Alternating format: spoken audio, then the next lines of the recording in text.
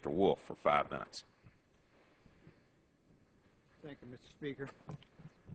Mr. Speaker, in Luke 12:48, Jesus said, "From everyone who has been given much, much will be demanded. And from the one who has been entrusted with much, much more will be asked." The Congress and the President have been entrusted with much, namely the responsibility to govern this country. The American people rightly expect us, regardless of party affiliation, to come together, especially during times of crisis, and find ways to get things done. They're understandably fed up with the current dysfunction, and I am too. Each side thinks it's winning, but in reality, the country and the American people are losing. Senate Chaplain Barry Black says there's a level of insanity involved in the current government shutdown. Asked what it would take to end the current impasse, the former Navy chaplain said, "It's going to take humility." Wise words. Proverbs 16:18 says, "Pride goes before destruction, a haughty spirit before a fall." There is too much pride poisoning this debate. The American people should be the winner, not one party or the other, not the administration or the Congress. Short-sighted political victories aimed at capturing the latest headline in a 24-hour news cycle will not stand the test of time, nor will they be viewed well through the lens of history, especially if on our watch the trust that must exist between elected officials and the electorate is frayed beyond repair.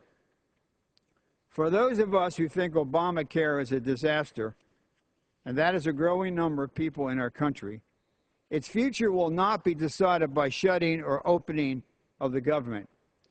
In fact, the current failings of the system, including the widespread glitches plaguing the website, are not getting the news coverage they should because the story has become the shutdown. The public debate surrounding Obamacare, which will undoubtedly be at the forefront heading into the midterm elections, will play second fiddle until the government is once again operational. It also bears mentioning that while important, Obamacare must be placed in a larger context of the exploding national debt and deficit, an unsustainable spending and entitlement program set against the backdrop of a public discourse bereft of civility. Only through enacting reforms based on the bipartisan Simpson-Bowles recommendation will we ever solve the drivers of our deficits. We have put these tough but important reforms off far too long. To my colleagues in the Congress and to President Obama, who think they are winning at this particular moment, we would do well to remember the words of Napoleon Bonaparte in speaking of the changing nature of public opinion. Napoleon said, "The crowd which follows me with adulation would run with the same eagerness were I marching to the guillotine." I return again to the sentiments of Scripture. We have been given a great trust, and it is demanded of us to come together to solve these problems. It is time to show some humility. It is time to govern.